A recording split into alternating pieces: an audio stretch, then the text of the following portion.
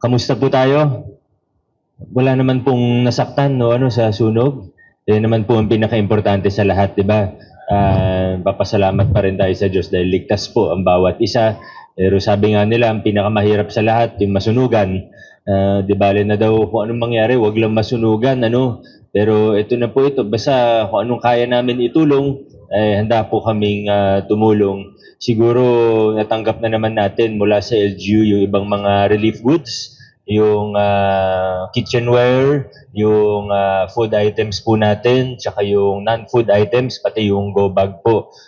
Siguro natanggap naman po natin. Ngayon naman po, gaya po nung sinabi namin sa inyo nung nakaraan, ipoprocess natin yung financial assistance sa pinakamabilis na paraan na pwede po, at ito na po siya ngayon.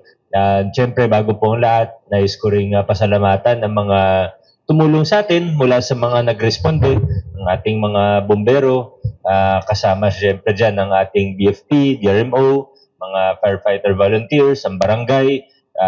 Papasalamat tayo kina Cap Robin sa mga kagawad po natin, sa mga barangay staff na hindi tayo pinabayaan. Mula sa pagresponde, nakita natin na mabilis-bilis yung pagresponde na, yung response time natin, hindi na pinahaba, talagang medyo mabilis hanggang sa pag-stay sa evacuation, hanggang sa relief goods.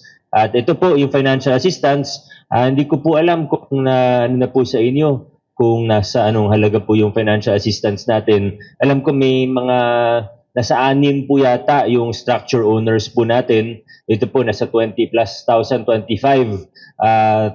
po ito. Para sa mga renters natin, nasa 13,000 po ito. At syempre para sa mga sharers, meron pa rin naman pong konting financial assistance. May 8 daw na partially damaged. Siyempre, meron pa rin konti. Pero siyempre, hindi po pareho yung halaga dun sa totally na nasunog. Kailangan fair po tayo. At papasalamat din ako sa inyo dahil nagpakita kayo ng kooperasyon sa pag-validate po natin. Naging maayos daw po yung pag-validate sa inyo. Papasalamat din ako sa ating City Council sa panguna ni Vice Mayor Dodot Jaworski. Kasama po natin ngayon si Councilor Angelo De Leon at si Councilor Simon Tantoco dahil sila rin po ang dahilan kung bakit naaprobahan yung mas mataas na financial assistance po natin.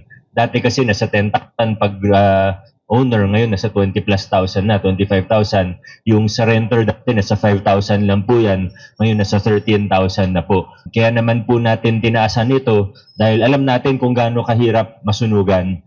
Kaya sana makatulong po ito kahit papano. Kung tutusin, walang sapat na tulong sa gantong sitwasyon, pero basta kung ano po yung kaya natin. At sana makatulong para mabilis tayo makabangon mula sa sunog na ito. Kung may mga special concerns po kayo na kailangan natin tingnan, wag po kayong magdalawang isip na lapitan yung mga sa CSWDO. Nakita nyo naman po kung paano rin sila magtrabaho. Siyempre pwede rin naman sa barangay. Pero huwag kayong magdalawang isip. Kung kaya naman natin solusyonan, natin tugunan ng problema, gagawin naman po natin.